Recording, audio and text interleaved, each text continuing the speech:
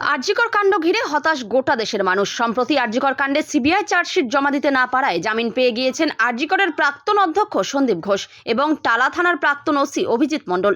শুক্রবার শিয়ালদহ আদালত থেকে জামিন পেয়েছেন দুজনেই। তাদের জামিন হতেই নতুন করে আন্দোলনে সামিল হচ্ছে বিভিন্ন সংগঠন। এবার তাদের প্রশ্ন সরাসরি সিবিআইয়ের দিকে। আন্দোলনকারীরা সিবিআইকে সরাসরি প্রশ্ন করছে, এতদিন পেরিয়ে গেলেও কেন চার্জশিট দিতে পারছে না? নেপথ্যে কোনো রহস্য আছে তা নিয়ে প্রশ্ন উঠছে। আর এই প্রশ্নকে সামনে রেখেই রায়গঞ্জে প্রতিবাদ মিছিল করল রায়গঞ্জ অভয়া মঞ্চ। বিদ্রোহী মোড় থেকেই প্রতিবাদ মিছিল শুরু হয়। অভয়ার খুন ও ধর্ষণকারীদের অবিলম্বে শাস্তির দাবিকে সামনে রেখে এই পদযাত্রা ক্রমশ এগিয়ে চলে ঘড়িমোড়ের দিকে। ঘড়িমোড়ে এই পদযাত্রা শেষ হয়, যেখানে একাধারে চিকিৎসক, শিক্ষক, সমাজকর্মী সমস্ত মানুষজন উপস্থিত হয়েছিলেন।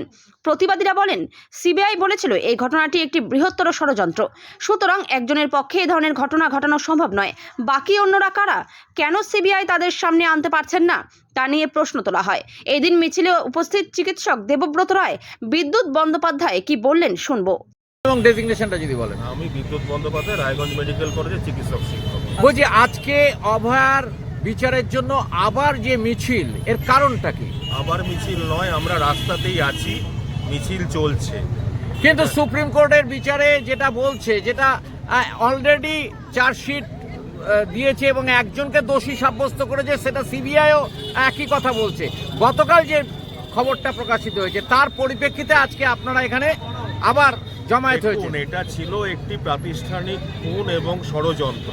সেখানে একজন তো হয় না, সিবিআই নিজেই বলেছিল বৃহত্তর ষড়যন্ত্র। বৃহত্তর ষড়যন্ত্র একটা মানুষের পক্ষে সম্ভব নয়।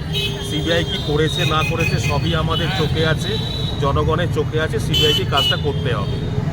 যারা আসল ষড়যন্ত্রী তাদের হচ্ছে দিনের আলোয় আনতে হবে, না হলে রাজপথ আমরা ছাড়বো না।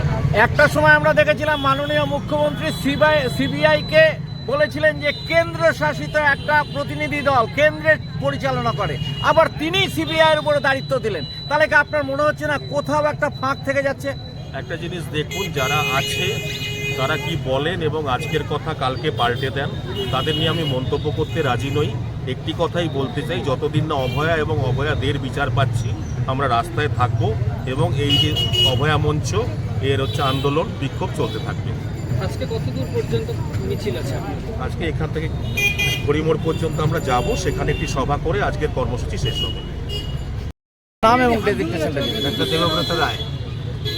বলছি, কি পদে আছেন আপনি? আমি রায়গঞ্জ হাসপাতালে আছি। আচ্ছা, বলছি যে আজকে এই মিছিল সম্পর্কে কি বলবেন?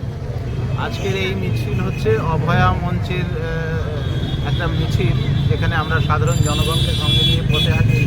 আপনারা জানেন, বেশ কয়েক মাস ধরে এই আন্দোলন আমাদের চলছে। আমাদের আন্দোলনের একটাই লক্ষ্য, অভয়ার নৃশংস হত্যার উপযুক্ত দোষীদের উপযুক্ত শাস্তি, এবং সেই ঘটনাকে কেন্দ্র করে আমাদের স্বাস্থ্য ব্যবস্থা এবং অন্যান্য ক্ষেত্রে যে ভয়ঙ্কর একটা পরিস্থিতির সামনে এসেছে আমাদের, সেইটাকে সম্পূর্ণ বিনাশ করে একটা সুস্থ স্বাভাবিক পরিবেশ তৈরি করা, যেখানে মানুষ, সাধারণ মানুষ যেমন চিকিৎসা পাবেন, সুস্থ চিকিৎসা পাবেন, তাদের মৌলিক অধিকারের চিকিৎসা পাবেন, তেমনি যারা চিকিৎসা ব্যবস্থার সঙ্গে যুক্ত আছেন তারা একটা ভয়মুক্ত পরিবেশে তাদের সার্ভিসটা দিতে পারবেন।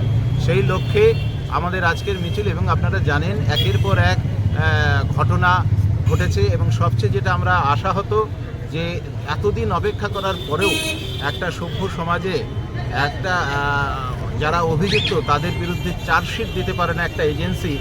আমরা এতে আশাহত এবং আমরা আশঙ্কা করছি যে এইভাবে চললে আমাদের সাধারণ মানুষের যে দাবিটা শুধু পশ্চিমবঙ্গ বা ভারতবর্ষ নয়, ভারতবর্ষ ছাড়িয়ে বিদেশেও গেছে, বিদেশের মানুষ যাতে অংশগ্রহণ করেছেন, যে অভয়ার মৃত্যুর সঠিক তদন্ত, দ্রুত তদন্ত এবং অতি দ্রুত বিচার ব্যবস্থার মধ্য দিয়ে তাদেরকে দোষী যারা সাব্যস্ত আছেন তাদের শাস্তি দেওয়া। আমরা সেখানে আশাহত, সেই আশাহতের জায়গা থেকে এবং আমরা আবার পথে নামছি এবং পথে ছিলাম, পথে নামছি, পথে থাকবো। কারণ আমাদের উদ্দেশ্য একটাই, আমাদের লক্ষ্য একটাই, অভয়ারকে যারা এই নৃশংসভাবে হত্যা করলেন, সে যেই হোক না কেন তাদের শাস্তি হোক, এবং তার যাদের দায়িত্ব ছিল, যে এজেন্সির দায়িত্ব ছিল, তারা যাতে সক্রিয় হন, নিরপেক্ষ হন এবং অতি দ্রুত বিচার ব্যবস্থার মধ্যে এই পুরো সিস্টেম ব্যাপারটাকে নিয়ে আসেন। ডাক্তারবাবু, কালকে যাকে দোষী সাব্যস্ত করা হয়েছে সে যখন কোর্ট থেকে বেরিয়ে ভ্যানে ওঠে তখন সে বারবার করে চিৎকার করে একটা কথাই বলেছিল যে আমাকে ফাঁসানো হয়েছে। এই তো সব অপরাধী বলেন আমাকে ফাঁসানো হয়েছে, কিন্তু আমরা একজন তো চাইছি না কে অপরাধী সেটা বেরোক না। যদি এটা বেরোয় যারা অ্যারেস্ট হয়েছিলেন বা যাদের অ্যারেস্ট করা হয়েছে তারা অপরাধী নন তো নন, তাহলে অপরাধীটা কে সেটা বের করুন না। আমরা তো কাউকে নির্দিষ্ট করে দিইনি যে ইনি অপরাধী, আমরা বলেছি উপযুক্ত তদন্ত করে নিরপেক্ষ তদন্ত করে অপরাধী কে তাকে বের করুন এবং তার শাস্তি দিন। আমরা কখনো বলিনি যে ইনি অপরাধী, এবং সেটা বলার কোনো জায়গা নয় তো। এটা আমরা বলবার মালিকই নই বা আমাদের সেই অথরিটিও নেই বলবার, সেটা বিচার ব্যবস্থা দেখবে, কোর্ট দেখবে, এটা আমাদের দায়িত্ব নয়। আমরা শুধু সমস্যার দিকে সবার দৃষ্টি আকর্ষণ করছি যে এই সমস্যা, এই জায়গাতে সমস্যা আছে, আপনারা এই জায়গাগুলো দেখুন। এবার দেখে তদন্ত করে তারা কি বের করবেন সেটা তাদের ব্যাপার, তারা করুন না। আমরা কাউকে নির্দিষ্ট করে কিছু একটা ঘটনা, আপনাদের আন্দোলন, এই গোটা ঘটনার পরে রাজ্য সরকারের ভূমিকা কি বলবেন? আমরা রাজ্য সরকারের ভূমিকা তো সঠিকভাবে বুঝতেও পারছি না। একটা থাকে যে যারা সরকারি চাকরি করেন তাদের ক্ষেত্রে কোনো পুলিশ প্রসিডিং, ডিপার্টমেন্টাল প্রসিডিং ইত্যাদির ব্যাপারে সরকারের একটা ক্লিয়ারেন্স লাগে, এনওসি লাগে। আমরা শুনতে পাচ্ছি সেটা নাকি এখনও দেওয়া হয়নি। সেটা যদি না দেওয়া হয় তো স্বাভাবিকভাবেই বিচার ব্যবস্থার পক্ষে সেটাকে বের করা সম্ভব নয়। সুতরাং সেটা অত্যন্ত দ্রুত দরকার। যদি সঠিক বিচার দেওয়ার মানসিকতা থাকে, এবং যেটা আমরা চাই, আমরা কেন প্রত্যেকটি মানুষ চায় যে বিচার ব্যবস্থার মধ্য দিয়ে, সঠিক তদন্তের মধ্য দিয়ে আসল দোষী ব্যক্তি শাস্তি পান। এবং সেই জন্য যা যা ডিপার্টমেন্টাল বা সরকারি যেসব ব্যবস্থা রয়েছে, সরকারি যেসব এনওসি ইত্যাদির ব্যাপার রয়েছে, সেগুলো না দিলে তো এটা থমকে যাবে, এটা তো স্বাভাবিক ঘটনা। ক্ষতিকারক প্লাস্টিকের ক্যারিব্যাগ বর্জনের নির্দেশ দিয়েছে সরকার। চারিদিকে চলছে সচেতনতামূলক প্রচার কর্মসূচি। রায়গঞ্জেও তার ব্যতিক্রম নেই। ক্ষতিকারক প্লাস্টিক পরিবেশকে চরমভাবে দূষিত করছে। এর থেকে নিস্তার চাই। তাহলে উপায় কি? চিন্তা নেই, রায়গঞ্জে চলে এসেছে বিকল্প ব্যবস্থা। সবার জন্য সুখবর। পশ্চিমবঙ্গ সরকারের অনুমোদনে আগামী সপ্তাহ থেকেই শহরে তৈরি হতে চলেছে পরিবেশ বান্ধব দূষণমুক্ত বিভিন্ন ধরনের বায়ো ক্যারিব্যাগ, যা অবশ্যই পচনশীল। একেবারে সুলভে পেয়ে যাবেন আপনারা। আগ্রহী বিক্রেতা ও ডিলারশিপের জন্য অতি সত্বর যোগাযোগ করুন আমাদের সাথে। আমাদের ঠিকানা ইকো ক্যারি ইন্ডাস্ট্রিজ, জেলখানা মোড়, রায়গঞ্জ, উত্তর দিনাজপুর।